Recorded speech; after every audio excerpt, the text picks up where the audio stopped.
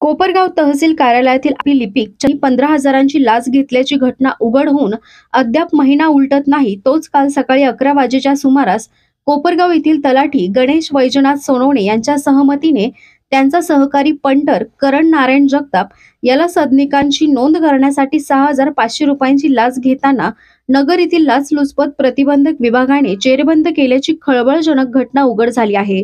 गेल्या वर्षभरात एका तहसीलदारांसाठी अनेक तलाठी तसेच अन्य शासकीय विभागातील कर्मचारी देखील प्रतिबंधक विभागाच्या जाळ्यात अडकले आहेत.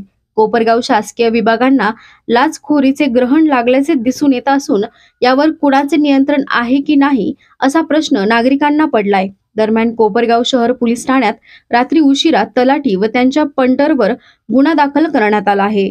यातील तक्रारदार इसम वय 37 यांनी साई सिटी या ठिकाणी पदरमोड करून एका सदनिक फ्लॅट नुकताच विकत घेतला होता.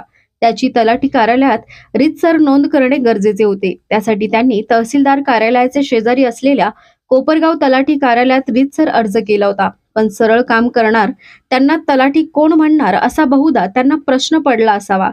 वर्तमान तलाठी गणेश सोनवणे यांनी त्यासाठी 6,500 रुपये देण्याची व आपले हात ओले करण्याची मागणी केली होती व त्यासाठी त्यांनी आपल्या हाताखाली असलेल्या पंटर करण नारायण जगताप वय 23 दोघे राहणार साई सिटी याचा वापर केल्याचे उघड झाले आहे. त्यानंतर तक्रारदार यांनी अहिल्यानगर येथील लाचलुचपत विभागाशी संपर्क साधला होता व त्यांनी काल सकाळी हा सापळा लावला असता तलाठी याचा पित्या या सापळ्यात अलगद अडकला आहे. त्याने सदर रक्कम मिळाल्यावर आपला आका असलेला तलाठी यास दूरध्वनी करून सदर रक्कम पोहोच झाली असल्याची बातमी दिली असल्याचे उघड झाले आहे.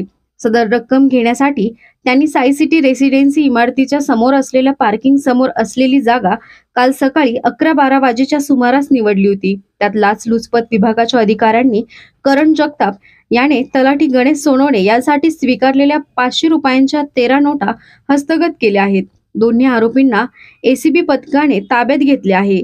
दरम्यान घटनास्थळी नगर येथील लाचलुचपत विभागाचे पोलीस उपअधीक्षक अजित त्रिपुटे व कोपरगाव शहर पोलीस ठाण्याचे पोलीस निरीक्षक भगवान मथुरे आदींनी भेट दिली आहे व शहर पोलीस ठाण्यात या प्रकरणी क्रमांक 2/2025 भ्रष्टाचार प्रतिबंधक अधिनियम 1988 चे कलम 7(अ)(12) प्रमाणे आरोपींविरुद्ध गुन्हा दाखल केला आहे. यापुढील तपास एसीबीचे अधिकारी अजित त्रिपुटे हे करीत आहेत.